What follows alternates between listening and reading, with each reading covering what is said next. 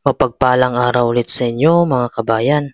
Ngayong araw ay pupunta kami ng aking asawa dito sa munisipyo ng Noc City, Greenland. Kailangan ko pala siyang i-register dito para magkaroon siya ng CPR o yung tinatawag nilang Central Personal Registered.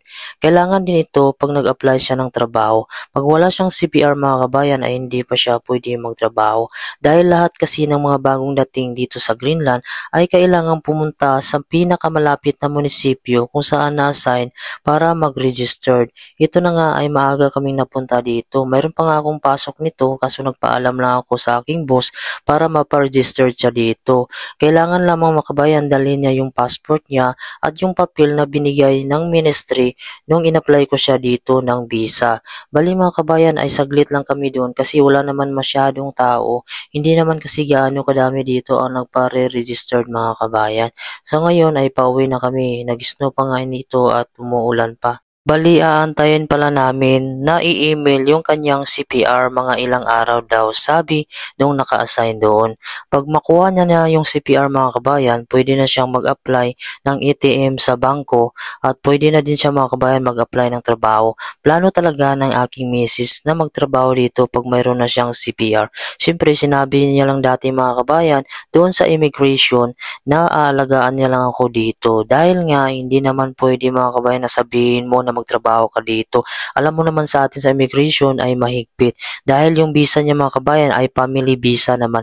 Pero mga kabayan, pag nakakuha ka naman dito ng trabaho at magkaroon ka ng papel, ay mayroon namang tinatawag na verified contract mga kabayan. O kung saan, i-registered mo yung status mo mula sa family visa mga kabayan at magkaroon ka ng work permit.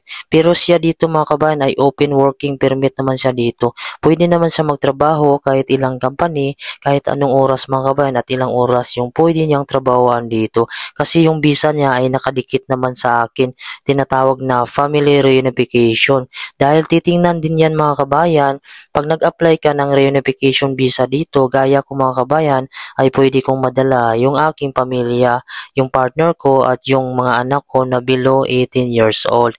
Hindi din madali mga kabayan dito ang pag-apply, lalo na ngayon ay medyo mahigpit na. Sa narinig ko mga kabayan, kami na daw yung huli na family reunification na cohabitant. Cohabitant kasi yung tawag sa amin dahil hindi naman kami kasal at saka mayroong anak kami.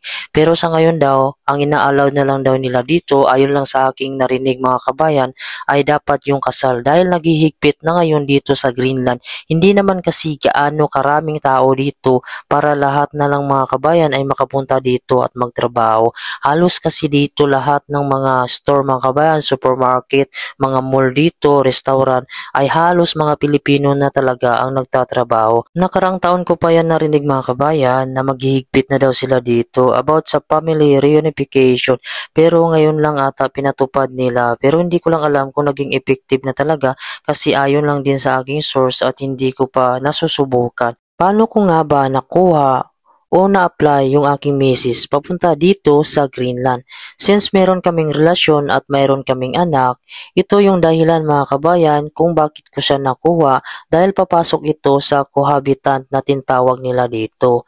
Pag-apply ko mga kabayan ay pumunta ako dito sa pulis at kumuha ako ng form kung saan pipilapan mo doon kung sino sa pamilya mo ang papuntahin mo dito sa Greenland at ipoprovide mo kabayan yung passport. Yung asawa ko ang kinuha ko kaya yung passport ng asawa ko lahat ng page nun ay pinapotocopy ko at kumuha din kami ng katibayan doon sa barangay na nagsama kami mga kabayan kasi ang required dito 1 year and 6 months pataas kailangan nagsama kayo mga kabayan sa iisang lugar. Sunod mga kabayan yung working permit ko dito. Yung working permit ko pala dito or tinatawag dito na visa ay nag-i-extend ako dito tuwing taon kaya bago ma-expire mga kabayan before 2 months ay sinasabi ko na sa aming HR na mag-extend ako dito dahil yung visa namin dito ay renewable siya mga kabayan, depende sa iyo kung magpapatuloy ka at ipoprovide mo na din yung family picture nyo, yung birth certificate ng mga bata at siyempre yung kontrata mo dito sa bahay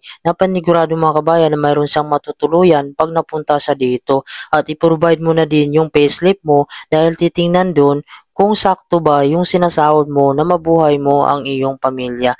Dahil yung family visa mga kabayan, hindi naman talaga nakalagay doon na pagdating niya dito ay kailangan niya magtrabaho.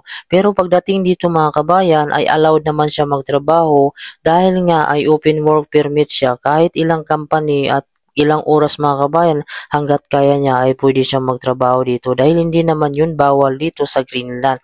At sa atin sa Pilipinas ay yun lang naman ang ginagawa na sinasabi na alagaan yung kanyang mister dito o makita yung kanyang misis dahil nga ay hindi naman working permit yung in-apply para wala na masyadong question doon sa immigration. Pero pagdating mga kabayan dito, pag magkaroon ka naman dito ng papel, pag ikaw lamang ay family reunification, ay pwede ka naman maka-verified sa Polo online kung saan ma-issuean ka mga kabayan ng Polo na verified contract at magkaroon ka din ng OEC. Matapos kong makumply yung mga requirements mga kabayan at mapirmahan na din ng aking misis yung mga dapat pirmahan doon sa form para isubmit na ito sa Ministry ng Denmark. Pinasa ko ulit ito sa police dito sa Greenland at pinasa na din nila ito sa Denmark mga kabayan. Bali, nantay ko pala ito ng 3 months bago lumabas yung papel ng aking misis. Pagkalabas ng papel ng aking misis mga kabayan ay pwede na siyang magpa-schedule sa BFS kung saan makukuha niya yung kanyang passport sa loob lamang ng 2 days or 3 days. Depende mga kabayan sa process. Pero yung sa misis ko ay 2 days niya lang mga kabayan, nakuha niya agad yung kanyang visa mga kabayan. Yung passport kasi iiwan mo dyan sa BFS at tatakan niya ng visa. At syempre mga kabayan, lahat ng gastos, ticket at process sa papel, pagpapatatak sa BFS mga kabayan, ay ikaw ang magbabayad noon mga kabayan. Depende na lang sa company pag issue shoulder niya yung bayad mga kabayan. Pero kadalasan ay never talaga yung ginagawa, kundi ikaw mag-shoulder niyan dahil hindi naman working permit mga kabayan ang in-applyan ng aking asawa, kundi family reunification siya. Kaya yung kanyang visa mga kabayan ay nakapidepende sa akin.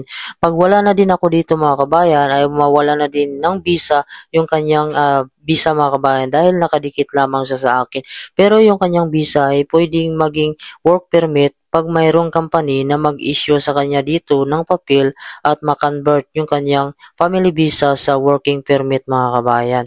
Ang kagandahan lang dito sa Greenland mga kabayan, gaya ko na isang skilled electrician mga kabayan, medyo mataas yung offer nila dito. Kaya nga sinasabi ko dun sa vlog ko, kahit na hindi na magtrabaho yung misis ko mga kabayan, ay makakaipon pa rin kami dito. Pero hindi siya kalakihan mga kabayan, pero makakasurvive kami kahit ako lang yung may trabaho.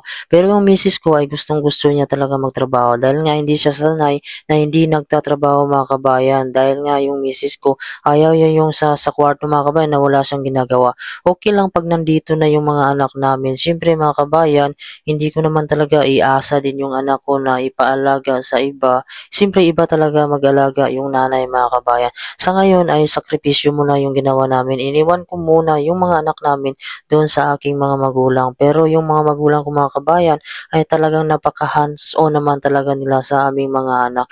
Dahil nga siyempre magulang ko yun at alam ko kung paano sila magpalaki ng mga anak katulad namin mga kabayan kasi hindi ko naman ipagkatiwala yung mga anak ko sa aking mga magulang kung hindi sila ganun kaingat sa anak namin. Sa ngayon ay nag-iipon pa kami ng aking misis. Kung sakali na mga kabayan hindi nasakitin yung aming mga anak ay pwede na namin silang kuhanin. Pero kaming dalawa mga kabayan ay target talaga namin na hindi kami talaga tatagal dito sa lugar na ito. Kung mayroon kaming pera mga kabayan na makaipon kami at makaisip kami ng negosyo ay pipiliin pa rin namin mga kabayan na umuwi ng Pilipinas.